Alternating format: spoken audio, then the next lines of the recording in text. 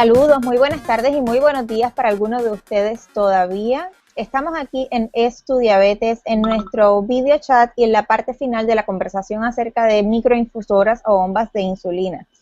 Hemos estado hablando qué son las microinfusoras, luego hablamos acerca de los sensores de monitoreo continuo de glucosa, que van muy a la par y son una herramienta excelente junto con la microinfusora. Y hoy vamos a estar hablando de qué son las funciones avanzadas. A mí me gustó muchísimo una vez que un endocrinólogo me dijo, la tecnología es tan buena como la persona que la utiliza. Y las bombas de insulina, las microinfusoras, tienen muchísimas funciones que en muchas ocasiones no conocemos o no le sacamos el máximo. Y la conversación de hoy va a ir dirigida hacia ese rango. Muchas gracias, doctor Antillón. Bienvenido nuevamente. Gracias por estar con nosotros. Hola, Mila. Buenos días. Buenos días a todos. Y bueno, aquí estamos. Bueno, doctor, vamos a comenzar, como habíamos quedado, en dar un pequeño resumen de qué es una microinfusora para aquellas personas que están recién comenzando a escuchar del tema. Y luego entonces continuamos con nuestro chat de hoy. Claro. Bueno, pues una microinfusora de insulina, es un dispositivo que nos permite administrar insulina en forma continua, prácticamente a lo largo de las 24 horas del día, y se hace a través de un catéter que se coloca por vía subcutánea. Ese catéter se debe cambiar cada 3-4 días, y de esa manera nos permite dosificar la insulina sin necesidad de tantas funciones, ¿verdad? Estas microinfusoras también nos dan la oportunidad de realizar muchos ajustes en la administración de insulina, en las dosis más pequeñas, en una serie de aspectos que nos permiten, en función de una buena educación en diabetes, tener un mucho mejor control.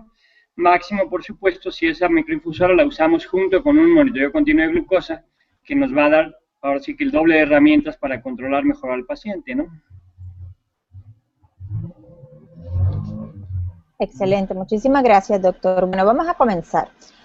Doctor Antillón, ¿cuál es la importancia del seguimiento continuo de la terapia con la ayuda de un médico, las redes sociales o las redes personales? Es esa educación, no es solamente comenzamos en la bomba y ya no tenemos nada más que aprender, porque es importante conocer todo lo que puede hacer ese dispositivo para nosotros. Ok, yo creo que es todo un proceso de aprendizaje. Igual que el diagnóstico inicial de la diabetes implica empezar a comprender qué es tener diabetes, cada cuánto medirse, cada cuánto inyectarse, cómo afecta el ejercicio. Bueno, de alguna manera la diabetes así es, y al entrar, digamos que al mundo de las microinfusoras, eso también implica un conocimiento diferente de una terapia pues, mucho más intensiva, si se vale decir así. Si no llevamos un seguimiento adecuado, yo creo que uno de los errores más grandes que podemos ver en nuestros países de Latinoamérica es que se ponga una microinfusora el paciente por pensar que no se va a inyectar. Eso, digo, sí es un factor a favor, pero el paciente debe ser, él y la familia, el niño, la niña o el adolescente, quien sea, deben estar conscientes que la microinfusora es un tratamiento intensivo. Y un tratamiento intensivo implica tener muchos cuidados, saber contar carbohidratos, saber ajustar las dosis de insulina. Entonces, en ese sentido, si no se lleva un proceso de educación, si el médico programa la microinfusora y no se le da un seguimiento a ajustar las dosis, nunca va a aprender a conocerse el paciente.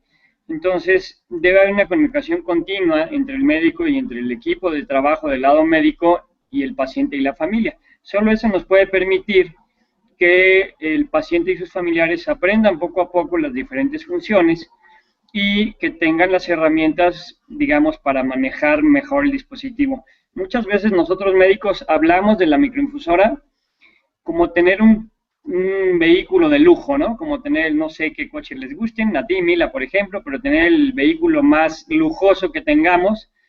Y si no lo usamos bien, es como si íbamos manejando una bicicleta o un Volkswagen de aquellos que había hace algunos años. Si lo podemos manejar como un vehículo de lujo, tenemos que aprender todas las funciones, ¿no? Y eso es muy importante. A mí me sucedería con un auto manual, porque no lo sé manejar y pudiera tener, como usted dice, el carro más lujoso, el más rápido, pero si no lo sé manejar, no voy a poder utilizarlo. Y es muy importante continuar esa educación. Una pregunta, y esto lo platicamos durante el fin de semana. ¿Cómo usted hace el manejo de sus pacientes que tienen microinfusora? ¿Ellos esperan a que vayan cada 3 meses a su consulta o usted poco a poco ya los ha ido educando para que ellos puedan entender e identificar y hacer tal vez algún tipo de cambio siempre y cuando lo consulten con ustedes, pero que se atrevan a tomar el control y a ellos sentirse empoderados utilizando la microinfusora? Bueno, yo creo que va a depender de cada paciente, ¿no? Digamos, capacidad de tomar decisiones. Yo soy de los que creo que el uso de una microinfusora debe ser en función del tiempo de cada familia cuando ya estén acostumbrados a un manejo intensivo, a inyectarse varias veces al día, a saber corregirse, a contar sus carbohidratos, a saber que si un día van a la fiesta y comen un poco de pizza o pastel, saben ajustar la insulina. Eso va a ser un requisito para mí para que la microinfusora realmente sea un éxito. En ese sentido, ya cuando decidimos en común acuerdo, digamos, paciente, familia y médico que vamos a iniciar la microinfusora, lo que nos va a ayudar mucho es el apoyarnos con el programa, en mi caso las microinfusoras de Medtronic, con el CareLink. Ellos pueden, los pacientes, bajar la información y al inicio, justo el día que ponemos la microinfusora, ya ellos tienen la forma de bajar la información a través del internet y una semana después les pido que me avisen para yo revisar esa información. Ahorita veremos algunas imágenes en un rato cuando hablemos de las otras funciones. Y normalmente yo lo que les sugiero es que los primeros 3 meses al iniciar la microinfusora tratemos de vernos una vez al mes en el consultorio, revisar funciones, revisar la base de datos, revisar qué decisiones están tomando. Y a partir del 3er mes, yo ya les sugiero que se mantengan en el seguimiento de cada 3, 4 meses máximo, que es cuando debemos hacer la hemoglobina glucosilada y coincidir con las revisiones. Independientemente de eso, todo paciente usuario de microinfusora, yo le pido que una vez al mes mínimo baje la información, me avisen a través de cualquier medio de comunicación, llámese correo electrónico, WhatsApp o demás, que ya bajaron la información para yo revisarla. Y cuando lleguen a cierto grado de toma de decisiones, entonces lo que yo les sugiero es, revisa la información, dime qué cambios crees que debemos de hacer y yo, digamos que ya doy el visto bueno, valga la expresión, ¿no? Hasta que llegue el momento en que ellos aprenden a tomar buenas decisiones. No lo van a hacer todos en el mismo momento, pero debe ser un poco la misión. Y cuando estamos en la revisión en el consultorio, pues vemos los puntos más finos, ¿no? En función de cada paciente, por qué se pueden hacer buenas o no tan buenas decisiones y así revisarlas en conjunto, ¿no?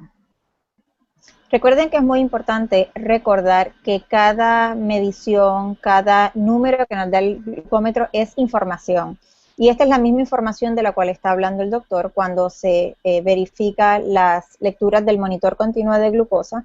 Eso nos permite detectar cuáles son los patrones y les da la idea a los médicos y ya al paciente y a la persona que la utiliza, que ya conoce, le da una idea de si hay que hacer algún cambio o de si todo está trabajando correctamente. Así que es bien importante de vez en cuando sentarnos a ver todos esos números que tenemos todos los días porque nos dan mucha información que están escondiditos ahí. Doctor, ¿qué es el Bolus Wizard y cómo se utiliza? Ok, el Bolus Wizard, digamos, es como una calculadora que tiene la microinfusora, que va a permitir que el paciente le diga a la microinfusora cuántos gramos de carbohidratos se va a comer y cuánto tiene de glucosa. A través de la microinfusora, y aquí les voy a enseñar pues una microinfusora en la cámara, esta microinfusora para entrar al Bolus Wizard vamos a entrar a través de un botón, si lo alcanzan a ver, el botón B, yo entro, oprimo aquí y ahí me va a pedir en este caso, la cantidad de carbohidratos que va a comer. A través del dispositivo yo le puedo oprimir, digamos, los botones para decir cuántos gramos de carbohidratos y también cuánto tiene de glucosa. Esa información yo la voy a confirmar, pero la microinfusora ya está configurada por el médico, por los familiares, por la en diabetes para calcular la dosis de insulina. Por ponerles un ejemplo. Un paciente promedio tal vez de 8 años, por cada 15 gramos de carbohidratos va a usar una unidad de insulina. Y eso ya está configurado en el dispositivo. Y también está configurado un rango objetivo de glucosa, que si el paciente está más alto, va a permitir que se ajuste la dosis. Ese Bolus Wizard tiene la ventaja de considerar todos esos factores, la cantidad de insulina que se puso recientemente, el objetivo de glucosa, los gramos de carbohidratos y la cifra de glucosa que tiene el paciente, para administrar una dosis muy exacta, tan exacta como, no sé, un niño que el ejemplo que les ponía se puede poner 2.7 unidades, que con una pluma con jeringas pues podemos poner 2,5, pero no 2.7. Ese sería pues una ventaja importante de ese Bolus Wizard. El Bolus Wizard, considerar e insistir que va a tener la gran ventaja de si el paciente se puso una dosis de insulina 1 hora y media antes, algo de esa insulina queda activa en el cuerpo del paciente y ese Bolus Wizard la va a restar. Y al restarla nos va a permitir no sobredosificar al paciente. Y eso es un tema muy, muy importante para no caer en lo que muchos pacientes cuando usan el Bolus Wizard dicen, no, pues yo voy a poner 5 unidades. ¿Por qué 5? Pues porque les gusta el 5. Y ni siquiera hacen un conteo muy exacto, ¿no? Entonces se cae en el famoso redondeo que no es benéfico para el paciente. Entonces ese Bolus Wizard ayuda muchísimo para considerar todos esos aspectos, ¿no? El Bolus Wizard, doctor, eso está creado con unos algoritmos y trabaja de acuerdo a los parámetros que ustedes como profesionales le han entrado acerca de los ratios y todo, ¿correcto? Correcto, así es. Va a considerar todos esos aspectos, cifra de glucosa, cantidad de carbohidratos que se come, el rango objetivo de glucosa que tenemos para ese momento y la insulina activa. Por lo que esto nos quiere decir que esto es personalizado. Podemos tener 2 niños de la misma edad o 2 personas de la misma edad, sexo, mismo peso, y no va a ser lo mismo. Así que es muy importante recordar que el tratamiento de todo el mundo es personalizado y no comparar lo que yo utilizo o la cantidad de insulina que yo utilizo para comer X o Y cosa versus lo que come alguna otra persona. Doctor, vamos a hablar acerca de la suspensión automática, automática de insulina. Esto es un tema muy interesante porque es una de las preocupaciones y una de las grandes ventajas que nos ofrece esta microinfusora. Háblenos un poco acerca de su experiencia y cómo ha ayudado, cómo usted ha visto que ha ayudado a sus pacientes. Ok. En ese sentido, cuando se llega a utilizar la microinfusora con el monitoreo continuo de glucosa, y al usarlos pues al mismo tiempo, podemos nosotros programar esa función que se llama la autosuspensión.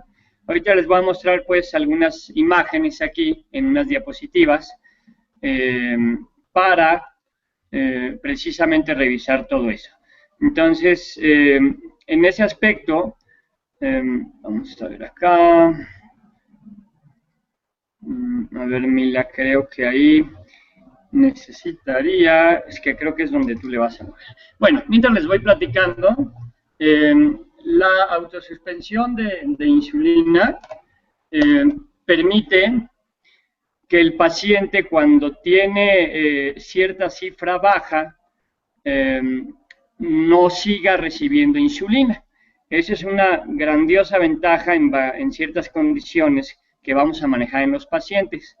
Entonces, por ponerles un ejemplo, si yo decido que, vamos un poquito más para arriba, la primera que dice suspensión por hipoglucemia, Mila, perdón, si yo decido que un paciente tiene riesgo de hipoglucemia, en este,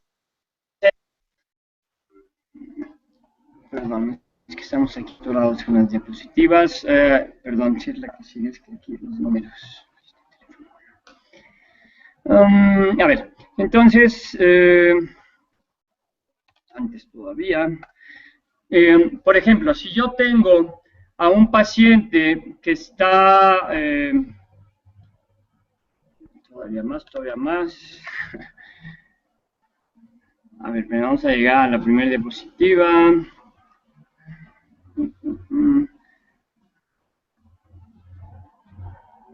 Suspensión nocturna.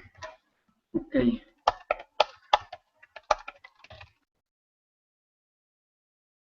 Función. Ok, doctor, voy a compartir las que usted me envió, las tengo aquí ya. Sí, es la que se titula suspensión nocturna, es la primera, y de ahí en adelante las voy pasando, y digo, las vas pasando y vamos revisando, disculpen. Entonces, esta autosuspensión tiene muchas ventajas cuando un paciente, por ejemplo, está dormido Ahorita les voy a poner pues algunos de estos ejemplos. Justo una más, esa misma, esa. Entonces aquí les voy a poner algunos ejemplos en esta diapositiva. Este es un paciente que hace cosa de un par de semanas, yo lo vi en el consultorio, tiene programada esa función. Entonces aquí donde estoy yo señalando, el paciente tiene 80 de glucosa y como tiene programada esa función de autosuspensión, ahí estamos, en ese instante la mamá toma la decisión, porque está despierta y le está corroborando la glucosa, toma la decisión de poner una dosis basal temporal, que ahorita vamos a hablar de ella. Pero decide ya irse a dormir con la confianza de que tenemos programada la suspensión por hipoglucemia. Entonces, prácticamente un poco antes de la 1 de la mañana, abajo podemos ver el horario, ahí Mila me puedes ayudar, abajo, ahí estamos en el horario, esa es medianoche, a la 1 de la mañana se ve una línea punteada que es una dosis basal temporal. Vamos a poner un ejemplo. La mamá midió la glucosa, tenía 80 y decide en ese momento ponerle una dosis del 70% el resto de la noche para evitar hipoglucemia. Pero una hora después, prácticamente poco antes de las 2 de la mañana, el monitoreo continuo de glucosa detecta que la glucosa bajó de 70, que si lo ven justo arriba, ahí se ve en las gráficas de arriba el 70 de glucosa. En ese momento, la microinfusora toma la decisión, un poco antes de las 2 de la mañana, de suspender la administración de insulina. Si me vamos abajo, Mila, en la línea de abajo, esa línea roja, es cuando se suspende la dosis de insulina. Son 2 horas, ahí la mamá ya no despertó, simplemente se quedó dormida. Se quedó dormida porque pues, como mamá es normal que quede cansada y ya no tuvo la energía para reaccionar. Y arriba la cifra de glucosa, se pueden observar ustedes, que se mantiene toda la noche muy cercana al 70. Más o menos a las 5 de la mañana sube un poco y se sigue hasta las, que son 7 y fracción de la mañana, donde ya despiertan todos, paciente y mamá, lo miden y tiene 70 de glucosa ya medida con el glucómetro, ¿no? Independientemente de que la medición del monitoreo continuo de glucosa va muy paralela. Ese es un ejemplo muy claro de que si el paciente no se hubiera beneficiado de esa autosuspensión, es muy probable que la cifra de glucosa a las 2, 3 de la mañana hubiera seguido bajando, porque tenía insulina. Al quitarle esas 2 horas de insulina, evitamos ese riesgo de mayor hipoglucemia. En ese sentido, cuando uno revisa estos datos con la familia, uno puede demostrar que pueden confiar en el dispositivo, pueden tener esa función y no van a tener un riesgo de una hipoglucemia grave. Vamos a imaginarnos que esa tarde previa o noche previa el niño hubiera hecho mucho ejercicio, pues tendría más riesgo de bajarle en la madrugada la glucosa. Si vemos la siguiente, Mila, podemos ir viendo otros. Este chiquito, como les mencionaba, apenas hace un par de semanas lo vi, y en esta imagen es el día, un par de días después, el sábado 16 de agosto, lo que pueden ver ahí arriba la fecha. Este es otro ejemplo muy claro, aparte del de la noche que les mostré, cómo esta función nos puede ayudar mucho. Ahí, si lo ven hacia arriba, dice Día sin papás, es un chico de 9 años que, como cualquier chico de 9 años, con cierta frecuencia quiere irse a dormir a casa del amigo. Muchas veces los papás de niños con diabetes les da miedo mandar a dormir a casa de un amigo, y si no están ellos, les da mucha preocupación que el niño o la niña con diabetes le baje la glucosa.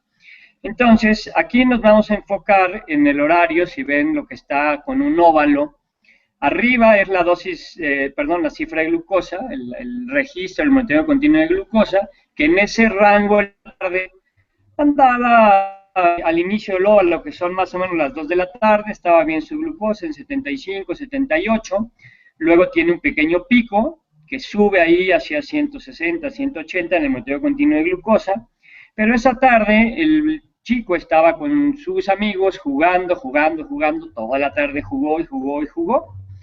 Entonces, al hacer mucho ejercicio, la cifra de glucosa más tarde tiende a bajar un poco hacia las 8 o 9 de la noche.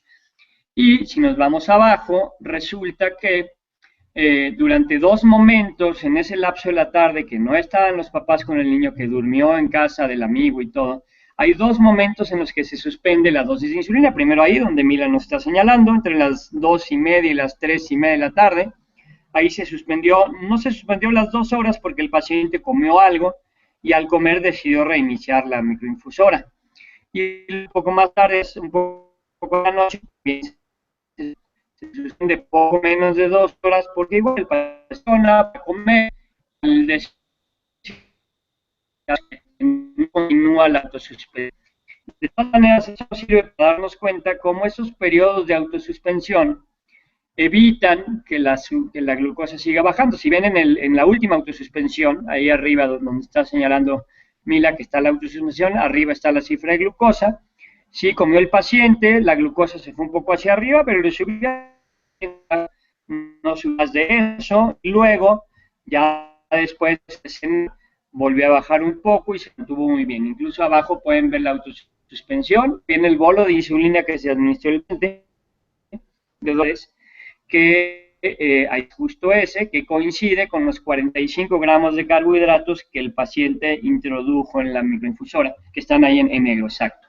Entonces, esos pequeños ejemplos nos permiten darnos cuenta que con estas funciones el niño es un niño que no va a tomar todas las decisiones, sí va a decidir meter la cifra la cifra de carbohidratos que está consumiendo, porque lo sabe hacer pequeño, pero él no necesita tomar la decisión de suspender porque ya el dispositivo lo va a hacer por sí mismo y nos va a dar una gran ventaja. Si pasamos la que sigue, que es justo la noche siguiente de ese día, que se quedó a dormir el domingo 16, se queda a dormir, el sábado 16, perdón, se queda a dormir en casa del amigo. Durante el domingo 17, que va a amanecer en casa del amigo, durante la madrugada se dan cuenta su glucosa estuvo bastante bien, entre 80 y 160, pero para las, que serán 7 de la mañana, habían jugado mucho la noche previa, no se iban a levantar temprano, ni él ni los amigos. Entonces, al levantarse más tarde ese día, coincide con que hay otra hipoglucemia, cuando menos en el monitoreo continuo de glucosa se ve ahí que llega hacia 70. Este chico tenía programada la función de autosuspensión al llegar a 70. Llega a 70 la glucosa, el niño no despierta, ni el amigo, ni la mamá del amigo, ni nadie. Se suspende ahí prácticamente 2 horas la administración de insulina, y vean cómo la cifra de glucosa pues pudo haber bajado hacia 65, no pasó realmente nada, y después solito empieza a subir hasta que despierta muy tarde. Si se dan cuenta, la primera cifra de glucosa está hacia las 11 de la mañana, que es un 144 que está ahí arriba colocado, es cuando ya despertaron, y despertaron pero con una glucosa 144 no debemos estar preocupados. Entonces, en solo 3 días este chico vivió circunstancias diferentes que permitieron que se utilizara la autosuspensión y que evitaron en los 3 eventos muy característicos riesgos grandes de una hipoglucemia que pudo haber tenido realmente más severidad o más horas y que hubiera sido hasta cierto punto preocupante. Cuando esto yo lo revisé con el chico y con la mamá, le dije, claro que se puede dormir a casa del amigo, vean que esto funciona bien, y se lo dije yo a la mamá, cuando ustedes quieran darle permiso de ir a dormir a casa del amigo, pues creo que una muy buena herramienta es que se vaya con su monitor continuo de glucosa, ¿verdad? Porque sin él no tendríamos esta función de autosuspensión. Entonces, son ejemplos muy específicos que nos permiten, en función de una programación que hacemos con cada paciente, adecuar las circunstancias para que un chico se vea beneficiado y su vida sea la de cualquier otro niño.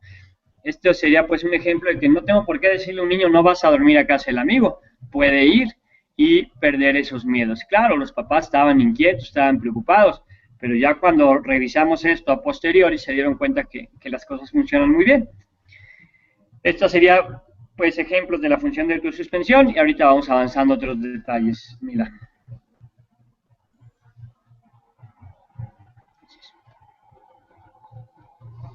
Un excelente ejemplo y muy didáctico porque podemos ver, como usted muy bien explicó, los niveles de glucosa, cuándo fue la suspensión y todo. Déjenme quitar la pantalla para... Bueno, doctor, vamos a continuar hablando ahora acerca del uso de las tasas de basales para condiciones especiales. Por ejemplo, hay niños que son muy activos, niños que hacen mucho ejercicio, que nadan, bailan, porque sabemos que son chicos que van a hacer y pueden hacer de todo. Y estos basales para nosotros han sido muy, muy útiles, porque hemos logrado adaptarlos al estilo de vida de nuestro hijo y no adaptar el estilo de vida de nuestro hijo a la diabetes. Así que háblenos un poquito acerca de esto, por favor.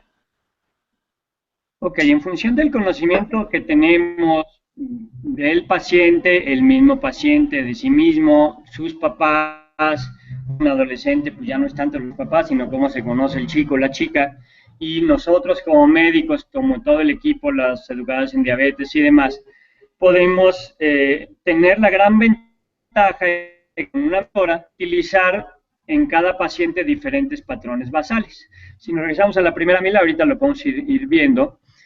Los patrones basales, digamos, no puede un paciente requerir la misma cantidad de insulina si está sano a si está enfermo, por ejemplo, ¿no? Aquí en esta imagen pueden ver todos algunas de las circunstancias en las que las dosis de insulina se pueden ajustar. Por ejemplo, días de enfermedad en niños pequeños, en lactantes, en preescolares, pues es común que se enfermen de la garganta, de las anginas, y eso el requerimiento de insulina puede ser muy alto. Hay pacientes con una enfermedad seria que pueden requerir a 200% de la dosis de insulina que utilizaban. En las adolescentes o en mujeres adultas, los días de menstruación, requerimiento de insulina, un paciente se somete a una cirugía, a través de estos patrones podemos hacer funcionar muy bien todo, o también, por supuesto, cuando hay mucha actividad física, viajes largos, sobre todo si alguien va de América a Europa, un viaje más largo va a cambiar el requerimiento de insulina, o también el ejemplo último que se ve ahí es durante los fines de semana. Esto mucho en adolescentes o adultos jóvenes que se van de fiesta y pueden regresar a altas horas de la madrugada, ¿no? Entonces, en esos casos, incluso si el paciente llegó a ingerir algo de bebidas alcohólicas, el adecuar un patrón para estos fines nos puede ayudar mucho, ¿no? Todos los chavos en algún momento en la vida, con o sin diabetes, pues están expuestos a este tipo de cosas. No porque tengan diabetes pensemos que jamás van a probar una bebida alcohólica, ¿no? Habrá que tener mucha conciencia y educación en eso, pero a lo que voy es que si adecuamos para adolescentes que van a cada rato a la disco, que van de fiesta y demás cosas, podemos diseñar patrones especiales que, como bien dices, Mila, se adecúen a las necesidades y a la vida del paciente. Yo creo que el paciente con diabetes tiene que ser todo en su vida y nosotros aprender junto con el paciente y la familia a hacer ajustes, ¿no? Si pasamos la que sigue, por favor. Entonces, estos patrones basales nos pueden ayudar, por ejemplo, que estas serían pues parte de las utilidades, a disminuir el riesgo de hipoglucemias en caso de mucho ejercicio, en caso de que se duerma más, en el ejemplo del paciente que se va de fiesta y va a despertarse a las 7 de la mañana, como cualquier día se va a levantar a las 2 de la tarde, pues tiene que tener un patrón para esos fines. Un paciente que esté en ayuno programado por cualquier razón, si no ajustamos la insulina, también tendrá riesgo el consumo de alcohol que decíamos, ¿no? Y también del otro lado tenemos que evitar hiperglucemias en casos de situaciones de estrés, como pueden ser lo ya mencionado, enfermedad, cirugía, menstruación. Y por supuesto, si el paciente tiene programado 3 patrones diferentes, que es lo que podemos hacer en una microinfusora, esto nos va a dar más flexibilidad. Yo puedo decir que tiene el patrón de todos los días, un patrón para el día de enfermedad y un patrón para el día que se va a levantar muy tarde, ¿no? Y entonces el paciente lo único que va a tener que hacer es cambiar el patrón cada que sea necesario. Pasamos la que sigue, por favor. Entonces, esto nos permite pues tener mucha más flexibilidad en este sentido, ¿no? Entonces, por ejemplo, si hablamos de patrones que tengan un mayor requerimiento de insulina, les ponía yo el ejemplo de niños pequeños que en las anginas, una infección del oído, cualquier cosa así. En general, como guía, esto lo adecuamos a cada paciente y no lo puede tomar nadie como una receta universal, ni mucho menos. Pero en un proceso infeccioso, en una enfermedad que podemos conocer leve o moderada, podemos aumentar el requerimiento de insulina del patrón de todos los días un 10 a 20%. Cuando el proceso es más fuerte, un proceso severo, podemos aumentar 30 a 40%, sabiendo que hay pacientes que pueden requerir 100% más. Eso, cada paciente es diferente, ¿no? En el ejemplo de las mujeres, adolescentes y adultos, durante el periodo menstrual la mayor parte de ellas requieren un 10-20% más de insulina, ¿no? Eso podemos programar un patrón para que justo un día suelen darse líos en el metabolismo y la glucosa, la paciente cambia ese patrón que nosotros vamos a designar cuál va a ser, ¿no? En la microinfusora podemos programar un patrón estándar, un patrón A y un patrón B. Y a final de cuentas, cada paciente va a saber cuál es el patrón para ciertas circunstancias de la vida. En la medida que tengamos más patrones, la vida va a ser más flexible y vamos a conocer mejor al paciente sin duda, ¿no? Entonces, si nos vamos a la que sigue, les voy a poner un pequeño ejemplo de cómo se pueden configurar. Ese es un ejemplo X de un paciente específico, que si ven, tiene 3 patrones configurados. Así es como vemos nosotros la información en la base de datos, ¿no? En el CareLink. Y tenemos el patrón estándar que tiene 7.28 unidades, un patrón A con 7.88 y un patrón B con 8.48. El patrón estándar es el que este paciente usa todos los días. El patrón A tiene un 8% más de insulina y el patrón B un 16% más de insulina. Son dosis pequeñas, esto es de un niño de 4 o 5 años de vida, que hay que entender e insistir que cada paciente va a ser diferente. Los niños pequeños son muy sensibles a los ajustes pequeños de la insulina. Si ustedes observan en este ejemplo, a las 0 horas, en el patrón estándar tiene .375 unidades, en el patrón A, .400 y en el patrón B, .425, que son ajustes muy pequeños, pero en un niño chiquito son suficientes para generar muchos cambios en las cifras de glucosa, ¿no? Entonces, esos serían pues algunos de los ejemplos que nos permiten configurar las circunstancias para cada paciente y poder tomar siempre pues más opciones y más herramientas para que el paciente esté bien controlado. Entonces, aquí lo trascendente es que los patrones basales los tiene que configurar el médico. Yo lo que suelo hacer es desde el primer día, cuando menos dejar 2 patrones, dependiendo de la edad del paciente, 2 o 3. El patrón de todos los días y un patrón por cualquier tema de enfermedad, o si es un chico que hace mucho ejercicio, 12 días a la semana, le programo para esos días un patrón. E insisto, nos adecuamos al estilo de vida de cada paciente.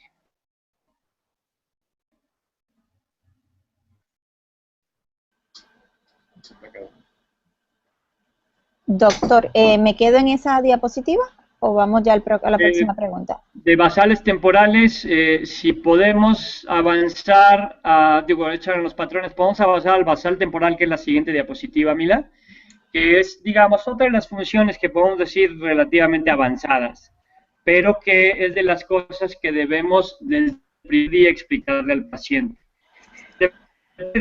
La necesidad para programar patrones basales, 3 patrones basales que va a poder usar cada vez que sea necesario.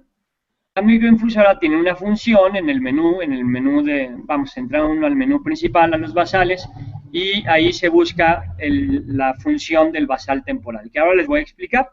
El basal temporal, como su nombre lo dice, es solamente poner por un rato una dosis basal diferente. ¿En qué nos ayuda esto? El paciente podría tener solo el patrón estándar, el patrón de todos los días, y si no configuramos uno o dos patrones extras, el paciente puede utilizar el basal temporal. Esto nos ayudaría, por ejemplo, para un ejercicio no programado. Cuando una enfermedad, pues no sabes al principio cómo va a reaccionar el paciente. Hay enfermedades muy leves que solo suben la glucosa por, no sé, 2 horas, 5 horas, y al día siguiente ya están como sin nada. Desvelos no programados, que sucede mucho en adolescentes y adultos jóvenes, durante viajes. Esto implicaría que el paciente puede subir o bajar la dosis de insulina por un periodo específico de tiempo. Entonces, ese cambio en la dosis basal, en cuanto yo lo programo, a partir de ese momento, el paciente va a recibir más o menos insulina. Y se puede programar cada 30 minutos y desde 30 minutos hasta 24 horas. Por ejemplo, algo que nos permitiría como gran beneficio el uso de este basal temporal es cuando un niño chiquito empieza con gripa. No sabemos si le va a dar una gripa fuerte o una gripa leve, pero casi siempre los niños pequeños al enfermarse cambian su requerimiento de insulina.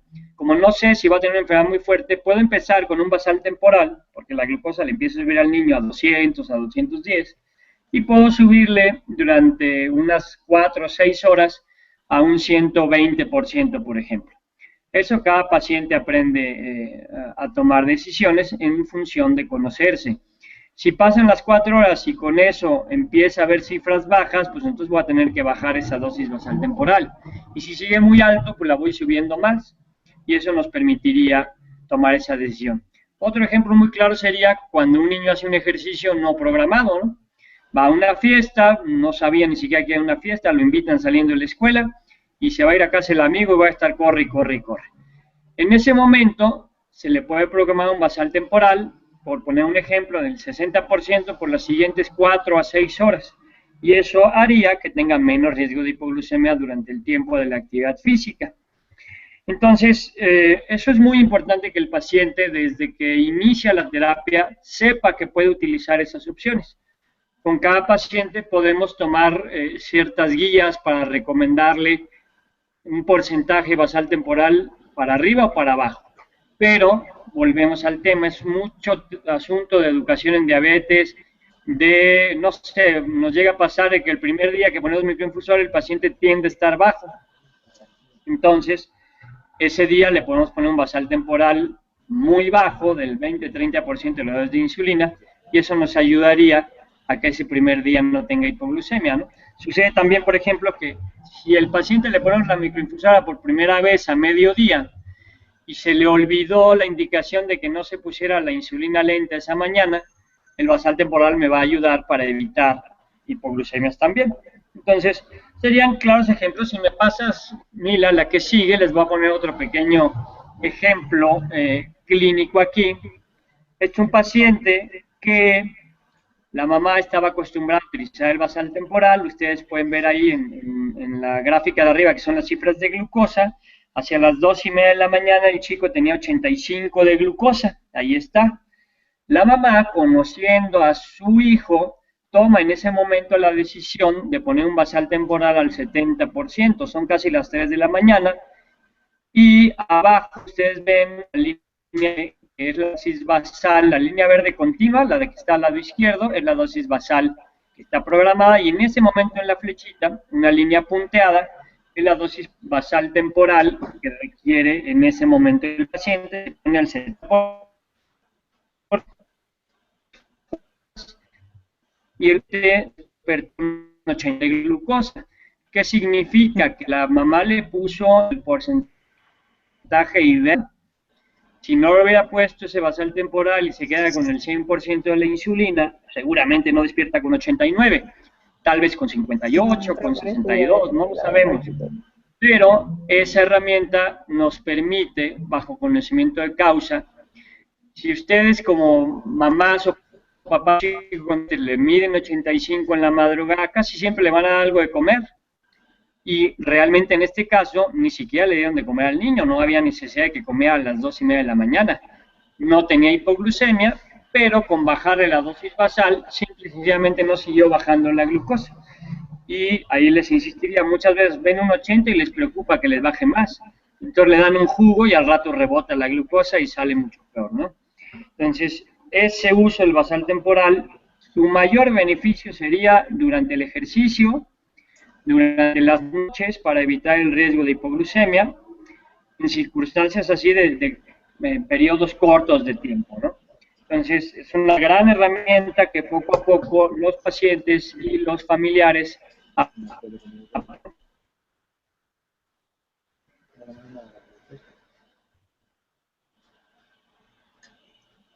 Doctor, ¿me avisa si quiere que sigamos en esta diapositiva o pasamos entonces al próximo tema, que son los días de enfermedad? Sí, podemos pasar a días de enfermedad. Esa diapositiva que sigue serían los tipos de bolos, Mila. Okay. Podemos hablar de días de enfermedad. No tengo ahí diapositiva tal vez para esos fines, y ahorita podemos regresar a los tipos de bolos, que también es una gran herramienta, ¿no? Si hablamos de días de enfermedad, resulta que, mencionaba yo hace un rato, que hay niños que con una enfermedad leve aumentan un poco su requerimiento de insulina. Pero hay niños con una enfermedad muy fuerte que pueden ir a dosis muy altas. Pasa mucho, y me pasó reciente con una de mis pacientes, que el pediatra le tuvo que dar algún derivado de la cortisona por un proceso inflamatorio, por alguna alergia, por lo que ustedes gusten y manden. Si un paciente recibe un medicamento derivado de la cortisona, la cifra de glucosa no va a subir, se va a ir pero a las nubes, a los cielos auténticamente. Entonces, si ya fue necesario administrarlo, pues nosotros vamos a ajustar la insulina para que eso no le afecte a su cifra de glucosa. Entonces, y lo podemos hacer de dos maneras, como ya decíamos, tener un patrón diseñado para días de enfermedad o para días de más necesidad de insulina, o con el basal temporal. Lo importante en los días de enfermedad es que obviamente el paciente se va a tener que medir más frecuentemente. Eso lo va a tener que hacer, porque si está con un proceso infeccioso y va a estar con la glucosa alta, si no ajustamos la insulina y no corregimos muchas veces, tenemos riesgo de que el paciente caiga en cetoacidosis. Por eso es tan trascendente el concientizar de que cuando un niño se enferma, hagamos conciencia de que hay que medirlo más. Y como tip importantísimo, y eso es ahora sí que no en relación directa a usar microinfusoras, sino cualquier paciente con diabetes, el niño o niña o adolescente con diabetes que vomita, hasta que no demostremos lo contrario, tenemos que pensar que puede tener cetoacidosis. Me ha pasado más de una vez que vomita un chico y piensan que le cayó algo mal y que el estómago y que le va a dar diarrea.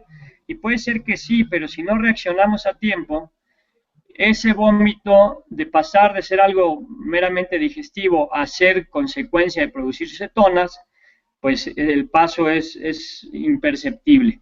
De ahí la trascendencia que cuando el paciente está enfermo, si las glucosas están arriba de 250, corrijamos las veces que sea necesario. Si el paciente usa de una microinfusora, se debe corregir con la microinfusora, y si no corrige con ella, también habrá que estar seguros, ponerse una dosis de insulina con jeringa o con pluma y revisar que el catéter no está fallando, ¿no?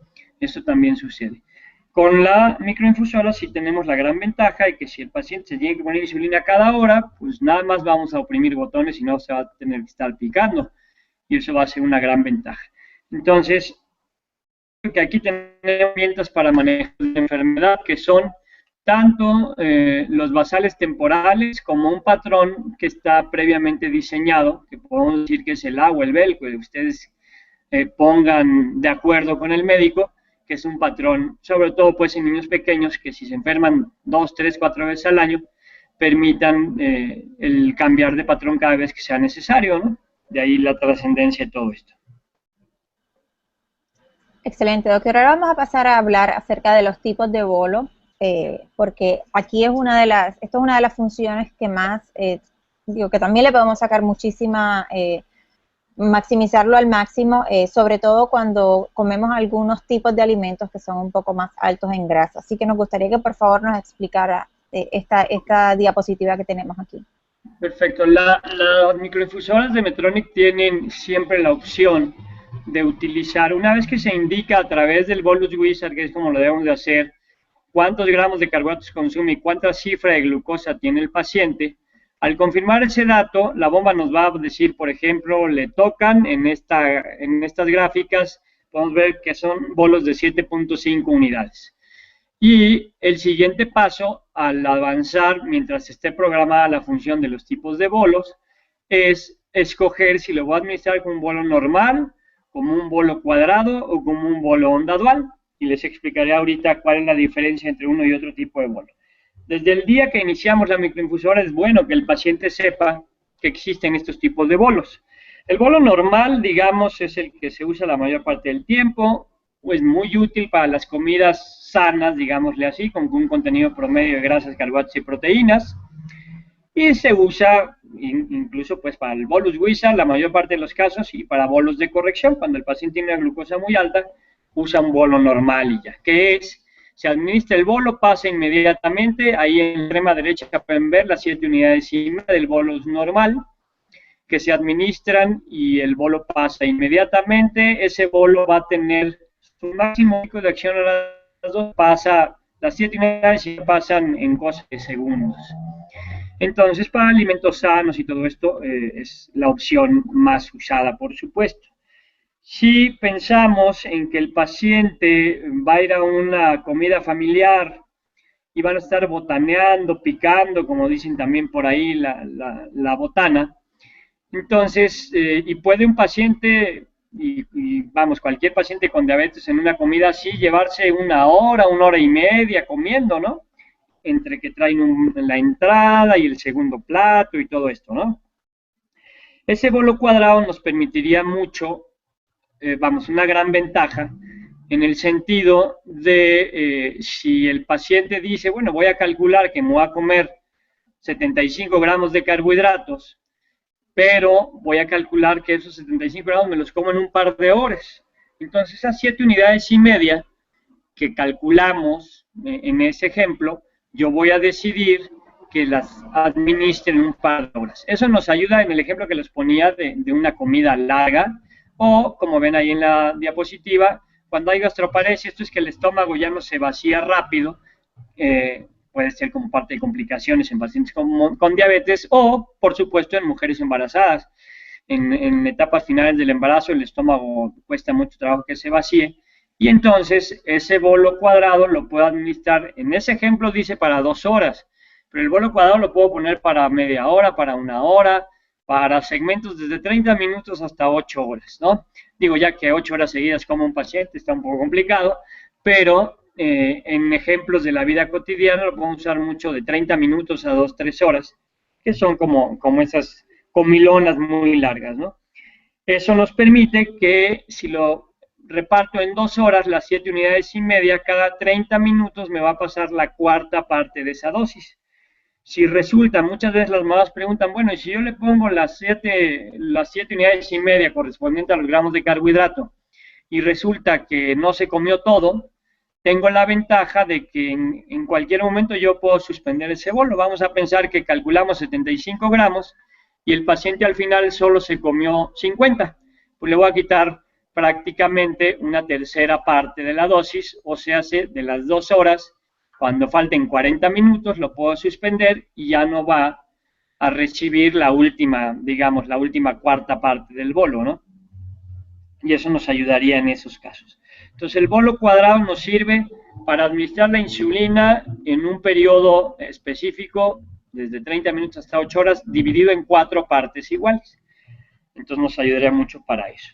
Y el bolo onda dual, que pueden ver hasta abajo, este es ideal para alimentos que tienen mucha grasa. El mejor ejemplo puede ser la pasta o la pizza, que va acompañada de cantidades importantes de carbohidratos y de grasa.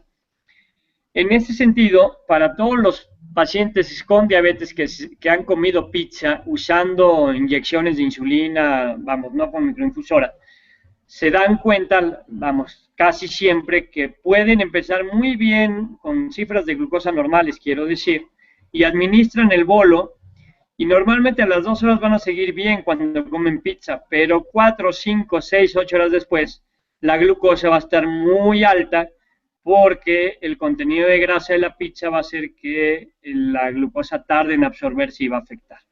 Si usamos el bolo dual, podemos acomodar esa dosis de insulina para evitar esos picos tardíos de glucosas altas. Entonces, en el bolo dual, el ejemplo para la pizza es que de las 7 unidades y media que teníamos en los ejemplos previos, yo puedo tomar la decisión de pasarle 4 unidades al principio.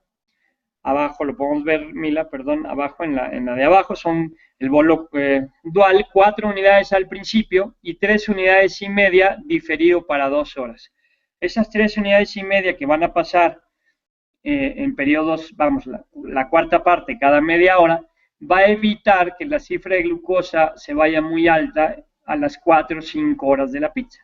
En bolo onda dual hay estudios muy interesantes que permiten, si la pizza tiene demasiada grasa, la parte cuadrada la puedo dividir hasta por 4, 5, 6 horas y evitar picos tardíos de glucosas altas. Eso también, obvio, va en función de que el paciente se conozca, de la actividad física, va mucho en función del ensayo-error, decimos nosotros.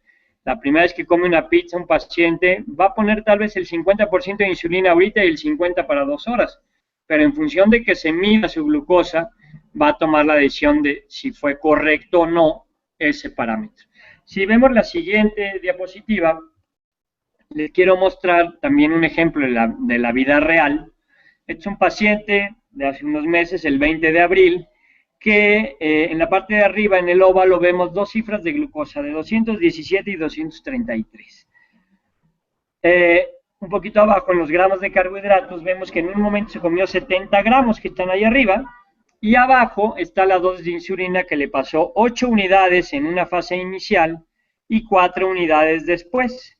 De esas unidades de insulina, ese es un bolo dual que lo dividió, y al comer pizza, el paciente se terminó midiendo unas 3-4 horas después, y la glucosa, digo, había empezado un poco alto, con 217, pero 4 horas después estaba en 233, entonces no le fue tan mal, digamos, ¿no? Ahí el tema es que empezó alto la glucosa, pero para comer pizza, pues si no hubiera usado ese bolo dual, seguramente le hubiera subido a 400. Al usar el bolo dual, tuvo la ventaja en mantenerse. Ya ahí se corrigió y ya no había tanto problema. Pero ese es pues un pequeño ejemplo. Si vemos la otra, la siguiente, vamos a ver otro ejemplo de cómo se usa el bolo dual.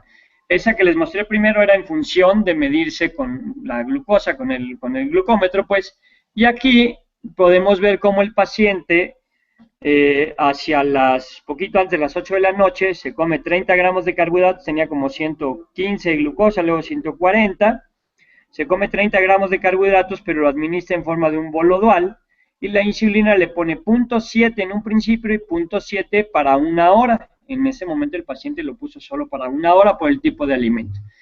Y en el seguimiento podemos ver las cifras de glucosa, pero con el monitor continuo de glucosa. Ahí no fue, ya el paciente ya no se midió más, se dejó solo el monitor. Y la glucosa, digamos, subió un poquito hacia 200, un poco más, y en la madrugada, aunque ya no lo tenemos aquí, logró estar un poquito mejor controlado. Son pues pequeños ejemplos de cómo en la medida que el paciente, la mamá, el papá, aprende a tomar buenas decisiones y usar estas funciones, se dan cuenta que pueden hacer pues todo en su vida completamente normal, ¿no? No hay que limitarnos en nada, pero esto implica tomar decisiones. Si el paciente se come una pizza, un pedazo de pizza, y no usa estas funciones, la glucosa va a ir muy alta, muy alta, 300, 400 y 500. Entonces eso no significa que porque tenga el bolo dual va a comer pizza 5 días a la semana, ¿verdad? Eso sería bastante riesgoso en términos de peso y demás. Pero algún día que tenga una fiesta y que se le antoje, lo pueden hacer bien, así como con otros alimentos, ¿no? Son pues algunos de los ejemplos. Mira, creo que esa es alguna de las últimas diapositivas. Creo que nada más al final hay una para hablar de hemoglobinas glucosiladas, pero en cuanto a tipos de bolos son algunos ejemplos que aquí nos ayudarían. Excelente, doctor. Vamos a contestar una pregunta que es muy común, aunque ya fue un tema que hablamos cuando estuvo Elena, y es que hay muchas personas que piensan que no es recomendable utilizar una bomba de insulina cuando una mujer está embarazada. Y es uno de esos mitos que debemos llevar la información correcta y entender que es el momento, diríamos, casi adecuado, el momento perfecto para utilizar la bomba y tener el mejor control. Si nos puede aclarar un poquito de eso, por favor. Bueno, ¿por qué durante el embarazo, en mi particular punto de vista, es la mejor opción? Pues básicamente porque el embarazo es un ejemplo muy claro de periodos de la vida en los que se cambian muchos requerimientos de insulina. En términos generales, el embarazo, durante el primer trimestre del embarazo, normalmente la mujer requiere mucho menos insulina. Es común que vomite, que no tenga hambre, que todo lo que come va para afuera. Entonces va a bajar mucho el requerimiento de insulina en este primer trimestre en grandes rasgos. En el segundo trimestre, que es donde, digamos, el embarazo se estabiliza y es como la etapa bonita del embarazo para todas las que son mamás y han vivido el embarazo, pues la etapa más tranquila.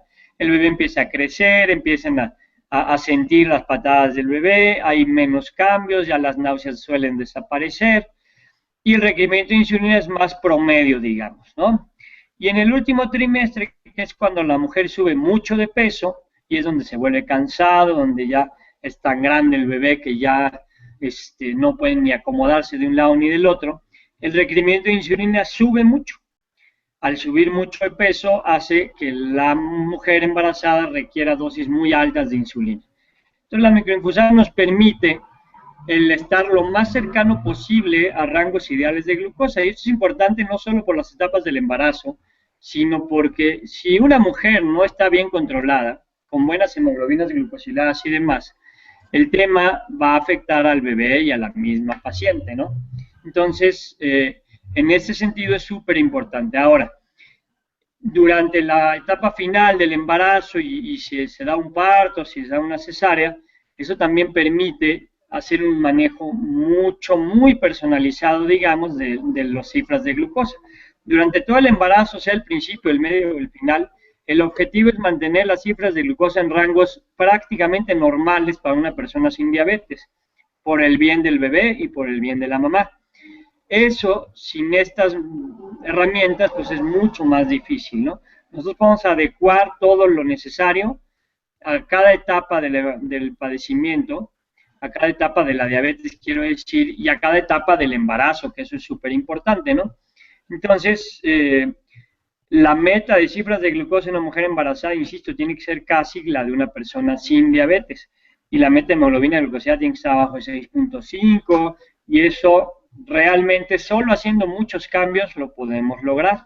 Y muchos cambios se logran de mejor manera con estos ajustes de los que hablamos, ¿no? Los tipos de bolos, las basales temporales. Por ejemplo, durante el nacimiento del bebé va a cambiar mucho el requerimiento de insulina. En la misma lactancia va a cambiar mucho. Todas las mujeres que han lactado saben que es una etapa complicada y se les cae el cabello y se sienten tristes y muchas cosas hormonales normales que también generan cambios en la necesidad de insulina. Excelente, muchísimas gracias, doctor.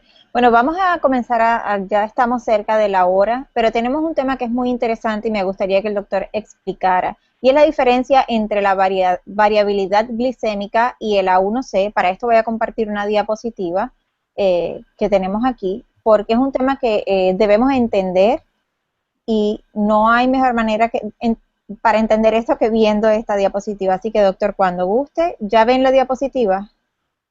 Todavía no se ve, Mila, pero les voy platicando. Ahí está ya. Perfecto, entonces a ver, nosotros como médicos y los pacientes mismos no se pueden quedar conformes con el valor de hemoglobina glucosilada. ¿Por qué? Porque una hemoglobina glucosilada, vamos a hablar de un paciente que tiene 7 hemoglobina glucosilada. Con 7 hemoglobina glucosilada, la mayor parte de la gente se va a sentir bien. Digamos, para un niño es muy buena cifra, para un adulto no es impresionantemente buena, pero bueno, está bastante bien. Ahora hay pacientes que poner 7 hemoglobina glucosilada y estar muy bien controlados, y hay pacientes que tienen 7 hemoglobina glucosilada y están muy mal controlados. Este sería un ejemplo. Si ustedes ven la imagen en la diapositiva, hay 2 pacientes con la misma hemoglobina glucosilada de 7.2, en los cuales la imagen del lado izquierdo es un paciente cuyas cifras de glucosa tienen muchos cambios. Hay cifras muy bajas y hay cifras muy altas. Y el paciente de la derecha es un paciente con la misma hemoglobina glucosilada, pero con cifras de glucosa mucho más estables. Entonces, si yo me quedo conforme con solo la hemoglobina glucosilada, no me voy a dar cuenta de esa variabilidad de la glucosa. La única forma objetiva de medir la variabilidad de la glucosa es con un monitoreo continuo de glucosa, aunque también a veces con el monitoreo con glucómetro, vamos, con glucemias capilares, pues nos damos cuenta de que el paciente tiene cifras de 60 y tiene cifras de 400, y eso es mucha variabilidad en la glucosa. Entonces, cuando tenemos dudas, pues la mejor herramienta sería el colocar un monitor continuo de glucosa y obtener estas gráficas. La variabilidad de la glucosa, cuando es muy alta, preocupa mucho. Y entonces la hemoglobina glucosilada solamente nos habla del promedio de glucosa. Claro, preferimos tener una hemoglobina de 6.8 que una de 14, evidentemente, pero prefiero 1000 veces un 7.5 sin variabilidad de glucosa a un 6.8 con cifras muy altas y muy bajas, ¿me explico? Entonces, como pacientes, como familiares de pacientes con diabetes, el punto de este concepto es que no se queden conformes con ver una buena hemoglobina glucosilada, entre comillas. Hay que analizar qué tanto está variando la glucosa para darnos cuenta si estamos bien o no estamos tan bien o estamos mal. ¿De acuerdo? Muchísimas gracias por esa explicación, doctor Antillón. Bueno, tenemos tiempo para 2 o 3 preguntas que tengo aquí. Una mamá me pregunta, ¿por cuánto tiempo debo suspender o desconectar la microinfusora de mi hijo si va a hacer ejercicio? ¿O es más recomendable utilizar un basal temporero? Ok, dependería del tipo de actividad física, por supuesto, si el chico va a nadar, pues lo va a tener que desconectar, ¿verdad? En el uso de estas microinfusoras. Para términos de ejercicio en el que es necesario desconectar, como es la natación o como puede ser algún deporte de contacto, no sé, box o fútbol americano, algo que implique riesgo de que el catéter se salga, la recomendación es que se desconecte nunca por un periodo de más de 2 horas, porque entonces se acaba la insulina y si el paciente se desconecta por 4 horas, por un extremo, la glucosa se va a ir muy alta. Entonces, idealmente por un periodo de 1 a 2 horas no suele afectar mucho, dependerá de cada paciente, pero es importante. Cuando es una actividad física que no implica contacto físico, ahí puede usar un basal temporal sin mayor problema y seguir usando la bomba, ¿no?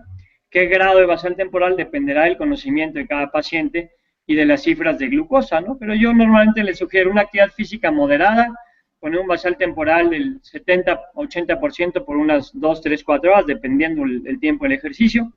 Una actividad física intensa, nos podemos ir a un basal temporal del 50 al 60%, igual por el número de horas que haga falta, ¿no? Doctor, y en ese mismo tema de los ejercicios, si un niño, si la familia ya sabe que este niño va a tener una actividad programada, una práctica o un partido, ¿con qué tiempo se deben comenzar a hacer los cambios para mantener los niveles de glucosa dentro de lo que uno quisiera cuando el niño esté practicando o jugando? ¿Se hace justo antes de comenzar o tenemos que comenzar a hacer esa planificación con tiempo? Si vamos a utilizar un basal temporal, lo ideal sería tratar de hacerlo cuando menos 1 hora antes, pero dependerá mucho de a qué hora come y de muchos otros aspectos. Ahí lo importante, como decía yo hace rato, es un poco el tema del ensayo-error, ¿no? Y darnos cuenta que se puede intentar una cosa y ver si funciona y si no intentar otra. Pero si ya tiene programado, por ejemplo, el patrón A para el día de más ejercicio, pues desde el inicio del día se lo va a poner y eso permitiría que ya no se hagan, vamos, cambios de última hora. Entonces, si yo sé que el chico todos los martes y jueves va a hacer ejercicio de las 3 a las 6 de la tarde, yo puedo programar un patrón para esos días que facilitaría las cosas y que no se le olvide al paciente estar usando el basal temporal, ¿no? Entonces, herramientas tenemos muchas, eso hay que discutirlo siempre con el médico encargado de configurar la bomba para tomar mejores decisiones, ¿no? Bueno, queremos agradecer al doctor Carlos Antillón. Hemos tenido una serie de video chats con él que han sido muy, muy educativos y nos ha dado mucho más, mejor, una idea más clara acerca de todo lo que podemos obtener con las bombas de insulina y con el monitor continuo de glucosa. Es importante entender que estos son solamente herramientas, tanto la bomba de insulina como el monitor continuo, son herramientas, es tecnología y como toda tecnología en ocasiones podemos tener algunos sustos o algunos problemas, así que siempre bien atentos y no confiarnos del todo, aprender a utilizarlos, conocerlos al dedillo, conocerlos también como conocemos nuestros teléfonos inteligentes y nuestros móviles y sacarle el mayor provecho, porque para eso es que es de la mejor manera que vamos a mantener el control de nuestros niños o de nosotros mismos si somos los que vivimos. Doctor, muchísimas gracias, gracias por su tiempo. Estoy segura que contestó muchísimas dudas con las diapositivas, con sus explicaciones. Y recuerden que todos estos videochats quedan grabados, los van a poder acceder para verlos y escucharlos cuantas veces necesiten. Y si tienen cualquier otra duda, pueden hacernos nos las pueden hacer llegar y vamos a buscar la manera de hablar con el doctor o que alguien nos las pueda contestar. Doctor, unas palabras antes de despedirnos. No, muchas gracias mil a ustedes y con todo gusto, ¿no? Yo te dejaré mi correo electrónico a través de redes sociales, para que si alguien, ya tienes tú mi correo, pero si alguien tiene alguna duda específica, por supuesto, lo primero es acercarse con su médico. Y los pacientes que ya están usando una microinfusora tienen que aprender cada día más con su médico, ¿no?